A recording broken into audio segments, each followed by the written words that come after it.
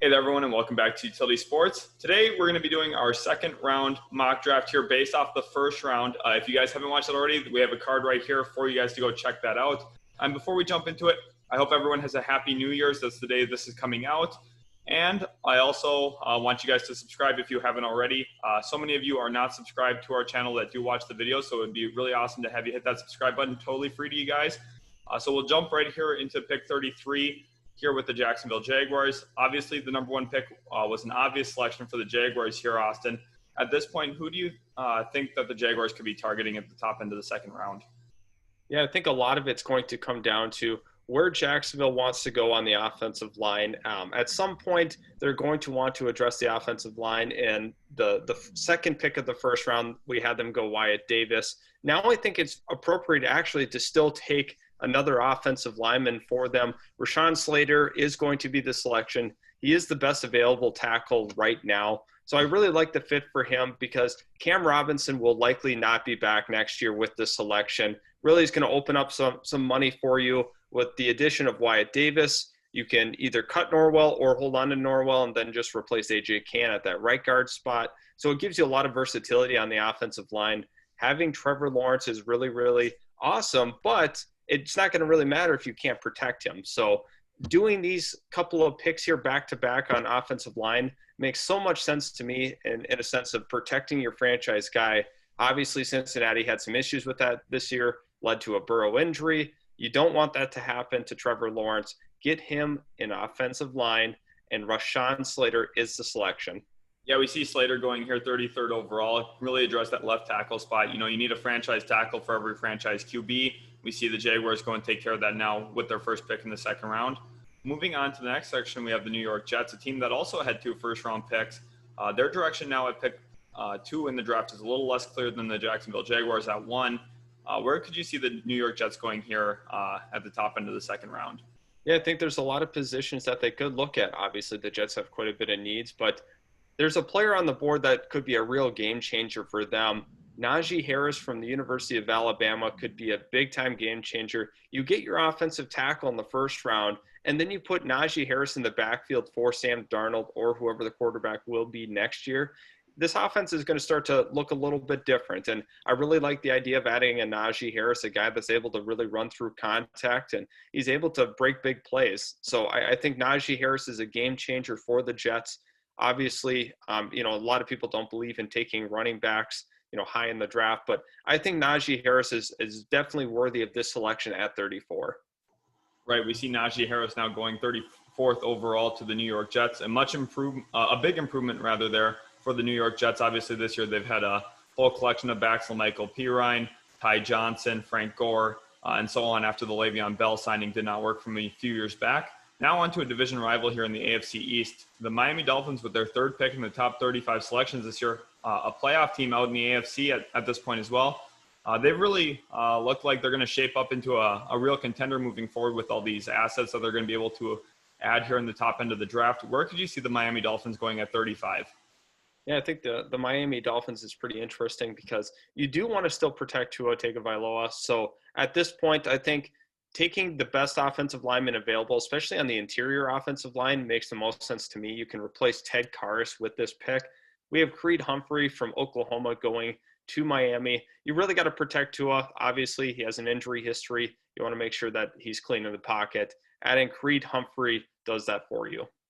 Yeah, last year we saw the Miami Dolphins go out and grab a couple tackles in the draft. Here they address that interior offensive line position, really try and bolster that whole offensive line. Obviously, Najee Harris could have been a player to watch for them here at the top end of the second round. A running back need is there for them, but grabbing Creed Humphrey, a guy who might even go in the first round, is a really good grab for them at this point. Now at 36, we have the Atlanta Falcons, a team that we had to actually go with quarterback in my mock there. Where could you see the Falcons going here at 36? Obviously, there's one pretty pressing need for them. Yeah, the pressing need is the edge position. They've had a lot of issues this season getting to the quarterback, but I think you have to really consider a guy like Quincy Roche. I understand that they do not have him ranked higher in this, but I mean, he was an extremely, extremely productive player before transferring to the University of Miami. He had some issues in terms of sack numbers this year, but still the tackles for loss were there. He was able to defend against the run. I really like Roche as a prospect, and a lot of people saw him as a first-round pick before the season had started. But I really like Roche here to Atlanta. You have to address the pass rushing for the Falcons, and Roche gives that to you. Yeah, definitely. You're seeing a guy who at Temple was really productive. Some of that production has dwindled a little bit at Miami, but like you mentioned, he's still in the backfield getting tackles for loss quite often. And I think the Falcons would really love to grab Roche here at pick 36 and address that defensive front. Now moving into 37, the Cincinnati Bengals, a team that with their pick falling in the draft, the direction that they are going is a little more up in the air at this point. Where could you see them going at pick 37, especially with them grabbing an edge here in the first round of our mock? Yeah, it's really unfortunate for the Bengals falling down the draft board because Sewell was going to be the perfect fit in Cincinnati. Obviously, that doesn't pan out. Maybe a trade happens during the draft where they make a deal with the Jets at pick 2. But for the purposes of this mock draft where there is no movement, we are going to have them sticking here at tackle. Alex Leatherwood from the University of Alabama will be the selection for them. You still have to address the offensive tackle position. You can really get rid of Bobby Hart then at that point. Then you have Leatherwood and Jonah Williams. You can decide what you would like to do with them, who plays left tackle, who plays right tackle. I really like that selection for Cincinnati. You have to keep addressing your offensive line. Obviously, you do need to protect Joe Burrow, and Bobby Hart is not getting the job done at that right tackle spot. Yeah, everything Cincinnati does moving forward should be in the best interest of Joe Burrow. Alex Leatherwood is, in case, that type of selection here, grabbing that offensive tackle to protect their franchise QB. Now moving on to a team with a little bit of a question mark at that franchise QB spot. Jalen Hurts has played pretty well replacing Carson Wentz. That is an interesting situation over there in Philadelphia. We had them go wide receiver in the first round here. Where could you see them going at pick 38 to bounce off that pick? Yeah, so at pick 38, we had them going on the defensive side of the ball. Zaven Collins from Tulsa, after throwing on the film of him, really impressive linebacker. He's pretty instinctful. He's not like the craziest athlete we've ever seen, but just a smart football player, knows where to be, and he does not overcommit on certain angles. So I really like him as a prospect as a whole. And the Eagles are getting a really nice player who is ultimately kind of turned around that Tulsa team, who has not been in a bowl game or ranked essentially since 2008.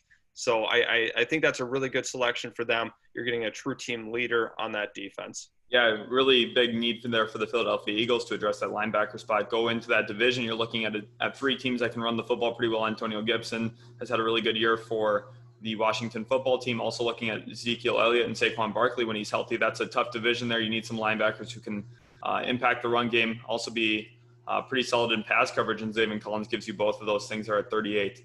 Now moving into pick 39, we have the Detroit Lions. Obviously fired Matt Patricia this year, fired their GM.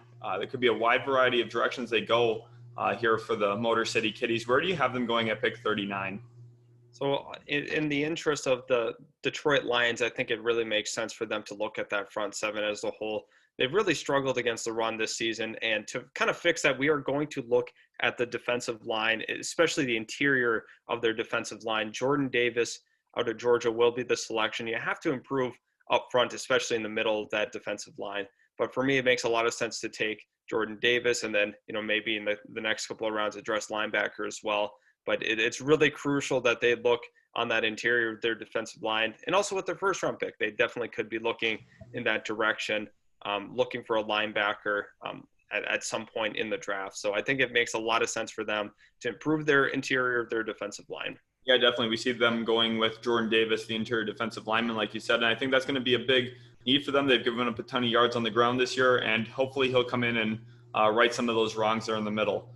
Now jumping into pick 40, we have the New York Giants. Again, in that division. It hasn't been the most competitive division this year, but each team's looking to take strides to take over that division. What direction could the Giants go to help them take that step?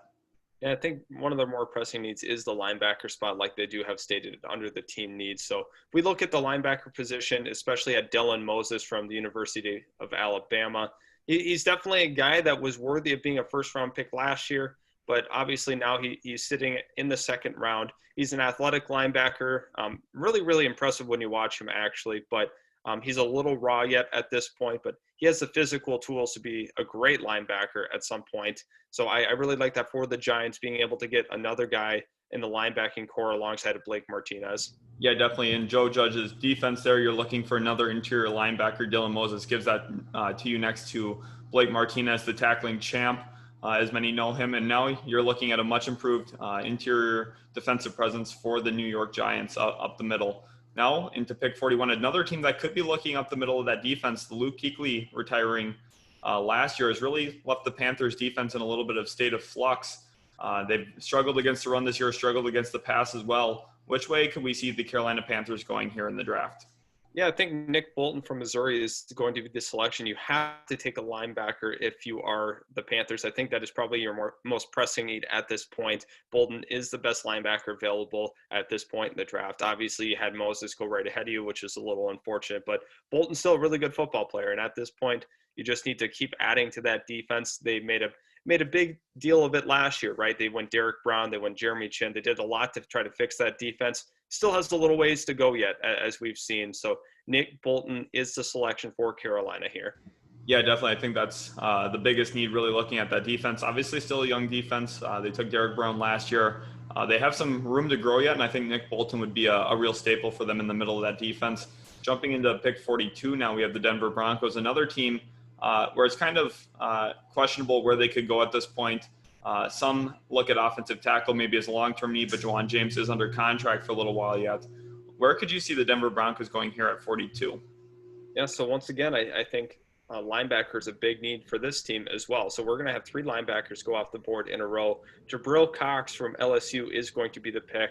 Jabril Cox did a really nice job at NDSU, proving that he was, ready for the big-time SEC ball. Ends up transferring to LSU, has a pretty good year in a year where Bo Pelini's defense for LSU did not look good. We've seen a lot of inconsistent play, especially from the front seven, but he offered some major consistency for LSU. I really like him as a prospect as a whole. So Jabril Cox is the pick here at 42. Yeah, looking at the great Broncos defenses we've seen over the last decade, they were usually anchored by some solid interior linebacker play, whether that be Danny Trevathan, Brandon Marshall, or a few others. Josie Jewell is probably their only building block in the middle of that defense. Now you get Jabril Cox next to him, definitely taking strides in the right direction there under Vic Fangio in Denver. Now at 43, we have the Dallas Cowboys, a team that we had addressed the cornerback need in the first round. Where could you see them going here at this point with how the board's kind of played out? Yeah, so as you've noticed that there has been no safety that has gone yet at that point, and it's really good for Dallas. So if we look at the safety position, Trayvon Merrick from TCU is going to be able to stay in state and play for the Dallas Cowboys. Obviously, Xavier Woods is in his contract season, so that is something that we need to monitor moving forward. This pick could change if they do end up re-signing him, but under the assumption that he is not re-signed by the end of the year, I think Trayvon Merrick's a really good low-cost option for the Cowboys to play safety. Yeah, you're looking at an in-state prospect, like you mentioned. Obviously, that's a really big deal for some teams. That's really where their scouting departments tend to hit more often. And Merrick here going to the Cowboys makes a lot of sense. Secondary is a big need for them. It's been probably the weakest part of their roster this season. Obviously, with Dak Prescott out, that's a little tough to analyze. But here with the Cowboys, with Merrick now, you're looking at a much improved secondary with 2 picks already invested in it this draft. Now going into pick 44, we have the Los Angeles Chargers, a team that we had addressing, possibly a free agency vacation spot for the Chargers. Now, where could you see them going here at 44 with how the board's kind of played out and Merrick going right in front of them? Yeah, we're going to take another NDSU prospect at this point. Dylan Raddens is going to be the pick for the Chargers. The Chargers really need to address the left tackle spot. Raddens gives the ability to play that left tackle spot. Obviously, Balaga is going to be a staple at that right tackle spot, but you have to fix the left tackle spot if you are the Chargers. They've had a lot of inconsistent play at the left tackle spot. And obviously, I think it's a really big deal to protect Herbert at all costs. Obviously, he's your franchise guy moving forward. Really, really fortunate for the Chargers that it's a deeper tackle class because there's been quite a few of them that have gone, and there's still a quality prospect in Raddens here. Right, definitely. You're looking basically at their biggest need being addressed here in the second round. The Chargers do need to grab a tackle. They find one here at 44. And now jumping into 45, a team we've already had take a tackle and 3 offensive players at this point in the draft. There is another big offensive need on the board right here for them. But do you think that defense needs a little bit of work before we invest another pick into that offense? Yeah, so once again, like you said, we had a lot of offensive players go. for Jacksonville, they've been one of the worst defenses actually of all time from last season. They've had a lot of injuries, but at this point, we're going to take Richard LeCounte III. He gives you a consistent box presence. He's a guy that's able to tackle in open space. But for Jacksonville, that's something you need more of. Wingard has not been able to get that done. Jared Wilson has been, had a lot of inconsistent play this season. He also had some injuries, but LeCounte III definitely is the pick here for them. They need a guy that can, play up in the box, a guy that can tackle an open field. The Jags haven't had that this season, so he gives a little bit of versatility in that sense, and I think that's the pick that they should make in the second round here. Yeah, definitely. You're looking at a big need there, a really big need for the Jacksonville Jaguars. They've moved on from some of their better defensive players. Now grabbing LeCounte III out of Georgia does fill that need. Obviously, they would probably like to get Pat Freiermuth, but here with how the board's kind of played and who they've already taken, it just doesn't seem likely that they would go 4 straight offensive players. Now, at pick 46, we have the New England Patriots, a team that did already take one offensive player, and there is one really big need on that defense that kind of sticks out. Is that where you see the Patriots going here at this point? Yeah, I think the elephant in the room is that interior defensive line spot. Obviously, they've lost some people in free agency, like a Danny Shelton. So now you got to kind of replace that. It's time. Marvin Wilson will be the pick. Once again, a guy that was regarded as a middle of the first to end of the first round prospect. Obviously, he has fallen in a lot of people's mocks. He is the pick here at 46. I think you feel pretty good if you're New England, being able to address that spot. You were able to get a tight end in the first. You help out your offense. Then you come back with the defensive pick here in the second. Yeah, definitely. The Patriots really need someone who can impact the run game right in the middle there. For the past few years, they've been kind of rotating guys in and out, and now they get a staple player in Marvin Wilson out of Florida State. Jumping to 47, now we have the San Francisco 49ers. Kind of a down year for them, obviously a little disappointing after their Super Bowl appearance last year. What direction could you see them going to help them maybe get back on track? Obviously, one thing to watch is Richard Sherman did say he's likely not going to be a 49er next year. Is that kind of playing into the selection here? Yeah, I think that has a huge impact on where this pick is going to go. Obviously, that corner room, there's a lot of need there with Richard Sherman out the door. Shaun Wade, who has fallen, once again, another prospect that really fell during the season, a guy for sure that was seen as a top 15 guy, arguably the best corner in the draft before the season had started. Him or Surtain were the picks for corner, but now he's fallen into the middle of the second round here. Pretty good value for the San Francisco 49ers. Gives you a little bit of the slot ability. He is best suited to play the slot for the 49ers. And to be quite honest, I think he has the ball skills to be a very, very effective corner in this league. Yeah, that's definitely the biggest need for the 49ers here moving forward. If Richard Sherman does not come back, I've been loud that they needed a second corner for a while, but now with possible Richard Sherman departure from San Francisco, cornerback is the no-brainer here at 47. Looking now at 48, we have the Las Vegas Raiders, who we had drafted a linebacker in the first round. Where could you see the Raiders going here at 48? I'm assuming you're going to stick on that defensive side of the ball. Yeah, once again, we got to go to the interior of their defensive line. Hasn't been able to generate enough pressure this year. I think it's really important that they go and get a guy like Christian Barmore. I think with Mike Mayock's draft history, we talk about this all the time. He likes to draft guys from winning programs because he thinks they have a winning mindset. I don't necessarily know if that's the best course of action when selecting prospects, but Christian Barmore is going to fit right in the middle of that defense. Him and Hurst are going to be a nice D-tackle pairing for years to come. Yeah, you see Barmore going here out of Alabama. Like you had mentioned, that winning program is something that Gruden and Mayock have seemed to really hone in on when selecting guys. They've selected many Clemson players, a few Alabama players in years past, and now they stick with that strategy here, grabbing Barmore at 48. Now moving into pick 49, we have the Arizona Cardinals. We did have them address edge in the first round here. Defensively, there's a few other needs for them, but they could also be benefited by grabbing an offensive player. Which way do you kind of see them going here at this point? And once again, I think they're going to stick the defensive side of the ball. They got to keep improving that defense. Asante Samuel Jr. will be the selection from Florida State. If you're Arizona, you got to keep addressing corner. You have Byron Murphy. You have Patrick Peterson. You got to have another guy in the mix. I mean, obviously, Patrick Peterson's not going to be there forever.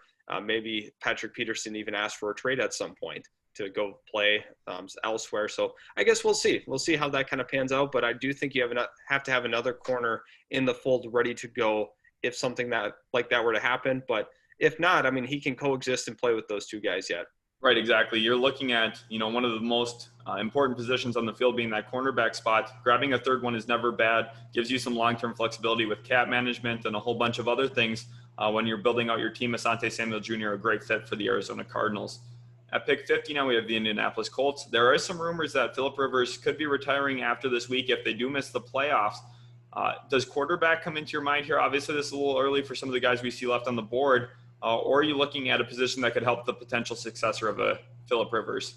Yeah, so I don't actually think they are going to go quarterback. If they do go quarterback, they'll likely go with the first pick in the first round for them. They would maybe have to move up even to get the guy that they want. We actually have them go wide receiver. They did take Jacob Eason last year, who was actually a very solid NFL prospect, had some concerns about mobility in the pocket. That's why he ended up falling.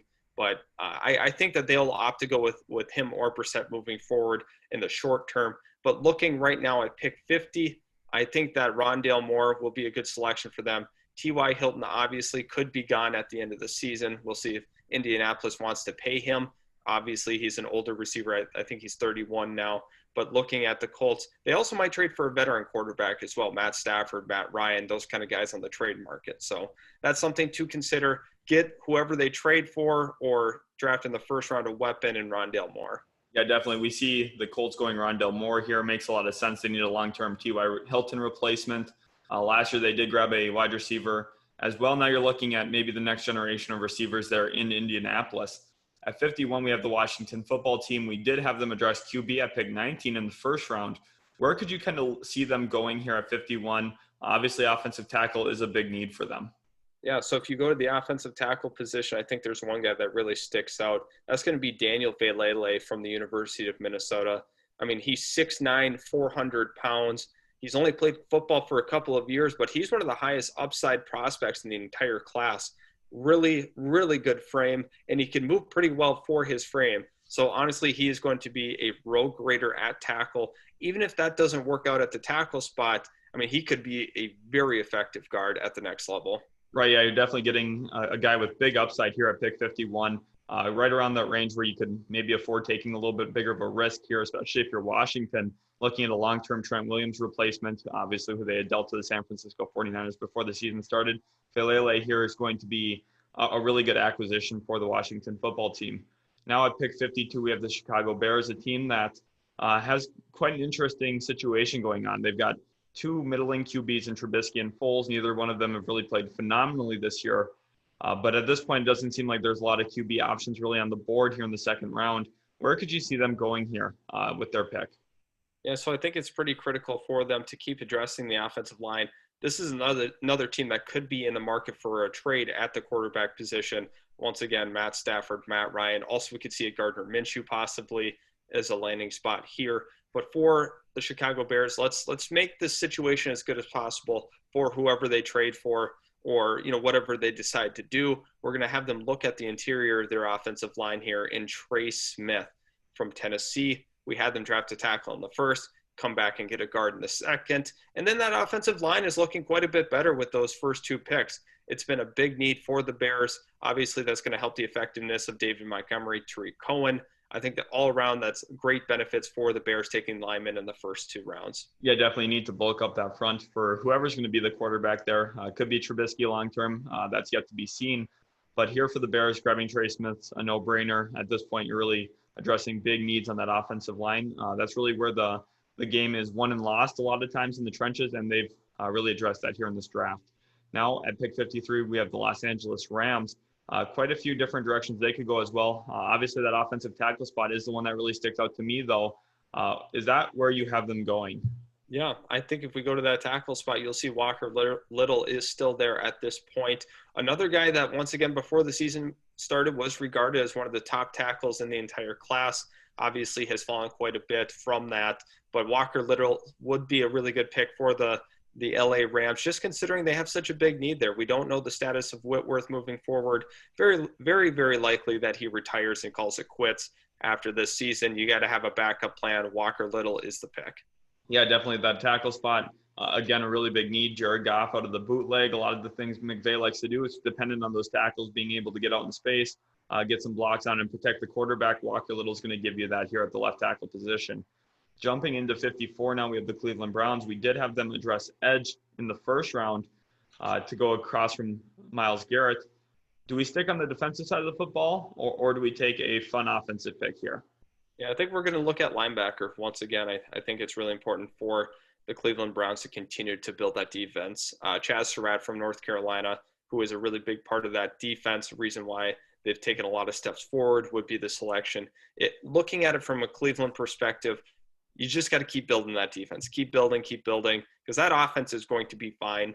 Maybe in the third round they could look at a wide receiver possibly if they end up moving on from Odell Beckham Jr. I think that's something to kind of monitor and see what picks that they would collect in an OBJ trade. But at this point, I think you have to keep looking defensive side of the ball. Yeah, definitely. Browns head coach Kevin Stefanski had quite a long tenure in Minnesota. He saw the impact that defense can have on winning football games there with linebackers like Darren Kendrick and the like. And now you get to see a linebacker go here to Cleveland, really improving that defense this draft. At 55, now we have the fourth Miami Dolphins selection here in the first two rounds. Again, like we had mentioned earlier, they're really trending in the right direction moving forward. Is there a certain spot you could see the Miami Dolphins going here at 55? Yeah, I think they could look at a guy that can kind of be a rotational pass rusher at this point in the draft, or possibly just be an edge full time for them.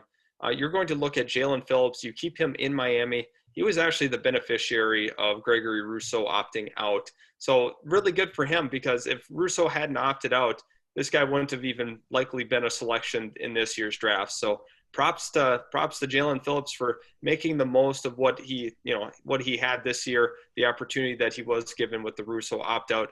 Obviously, Rousseau really ended up helping out his teammate by doing so. I like Jalen Phillips here to Miami. Yeah, now we see a pair of Miami edges go off the board here in the second round. Both Roche and Phillips go. Phillips here getting the luxury to stay in Miami, doesn't have to move far at all. Now, moving into pick 56, we have the Baltimore Ravens, a team that has been, quite filled out. They did just bring back a cornerback today, Jimmy Smith, for a one-year extension.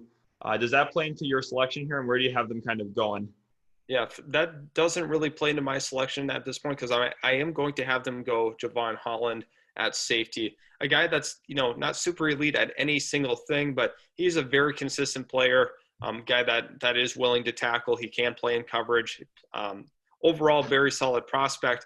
For Baltimore, you need to see some more consistency out of the safety play. This season hasn't been great in that department, but Javron Holland will provide some consistency for the Ravens. Right, that surprise Earl Thomas release at the start of the season kind of opened up a little bit of a need there at safety for the Baltimore Ravens, and Javron Holland will come in and fix that here at pick 56. Moving forward now into the next selection with the Tennessee Titans here. We did have them take a wide receiver in the first round. There are quite a few different players on the board here yet. I think edge is a big need for them. Obviously, Jadeveon Clowney is on an expiring. Is that where you have them kind of looking here at this point? Yeah, they have to look edge at this point, and Hamilcar Rashed is going to be the selection here out of Oregon State. Late riser in the draft process, obviously has really boosted it during the season. Oregon State had that big upset win over Oregon this season. Rashed is going to be the pick for the Titans just because they've really struggled to get to the quarterback this season. Like you mentioned, the Jadeveon Clowney contract situation. I don't know if they're going to bring him back at the number that he wants. I think this should be the pick for the Titans. Yeah, we see them addressing that edge need, something that's been, quite apparent as a need for the Tennessee Titans this year. Haven't gotten a ton of pressures, haven't gotten to the QB as much as they would like to as a playoff team. And hopefully Hamilcar can here fix some of those issues. Now moving into 58, we have a team in the Tampa Bay Buccaneers. We have them address interior of their defensive line. Do we have them sticking in the interior this time, but on the other side of the football? Yep, absolutely. Interior O-line is going to be the selection here. Josh Myers has fallen quite a bit in our mock draft. He is finally going to go here. He's the guy that can play center, can play guard, gives you some versatility depending on what Tampa wants to do. I think Josh Myers here is an absolute steal for the Bucs. Yeah, you're looking at a team in the Buccaneers that have a lot of skill position players already. They've got their wide receivers locked down. They've got quality running back play. Their secondary has been pretty solid this year as well. So it's really about building up those trenches a little bit more as long as Tom Brady's around, and really trying to save some money on the cap as well. You see that here with their second round selection in Josh Myers. 59 now we have the Seattle Seahawks, a team with their draft history being a little all over the place and usually don't stick true to a lot of mock drafts. Where do you kind of have them going here at 59? Yeah, if you don't mind going to the edge position, we are going to go a little beyond what the normal people would select at the spot. Shaka Toney at 85 there is going to be the selection. They like to go way down the draft boards in terms of what everybody else sees. Obviously, it works for them. They're able to produce basically with whoever they draft. Obviously, Pete Carroll does a really good job. The player development staff, really good job with all the players that they have, but they do tend to go a little down the draft boards to find their guy, and they're not afraid to overdraft a guy based off of value. Yeah, when they like someone, they go get them wherever they're at. If they have to reach a little bit to feel confident getting them, that's what they do. And here we have them taking Shaka Toney at 59.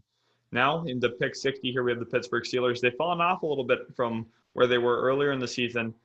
Some of that reasoning could just be they're playing a little bit tougher competition, possibly. Obviously, the Juju Smith-Schuster issues as well in the locker room. Where could you have the Steelers going at pick 60?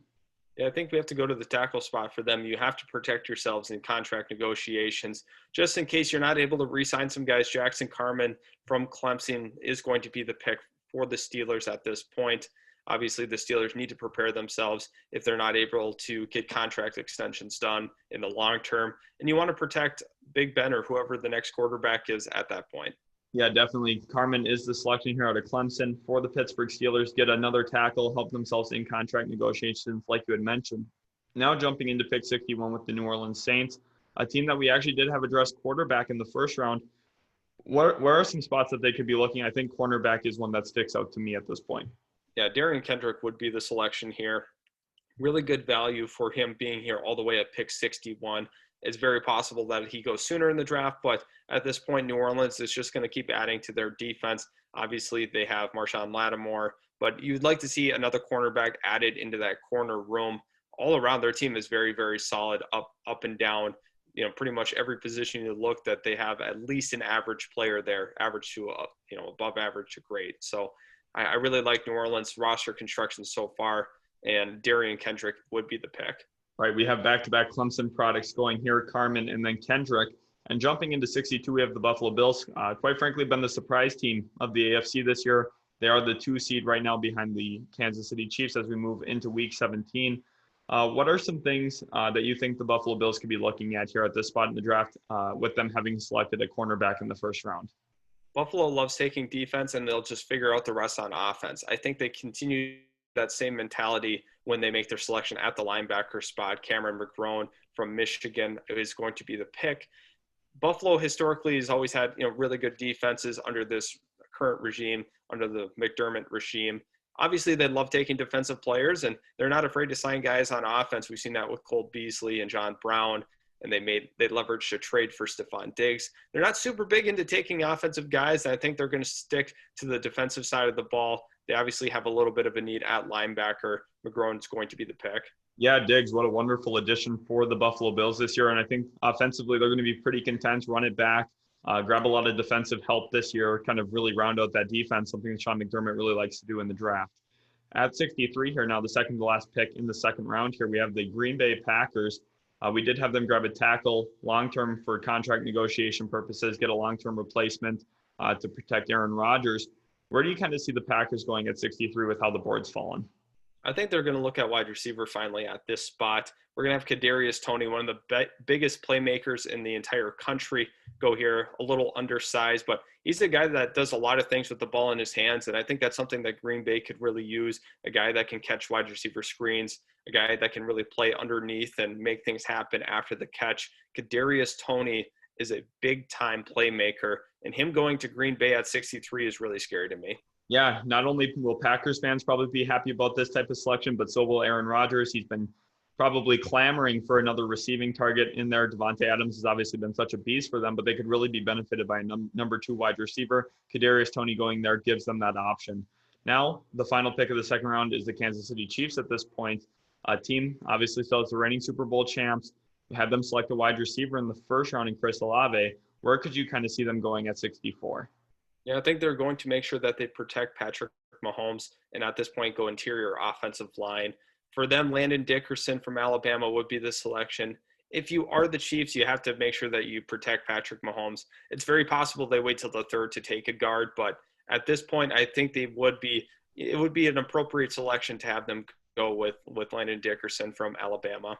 Yeah, definitely. Like you had mentioned, that insurance policy for quarterback Patrick Mahomes there, protect him up front. I really like that option for the Kansas City Chiefs here. And that'll conclude our second round mock draft here. Once again, wish all of you a very happy New Year's.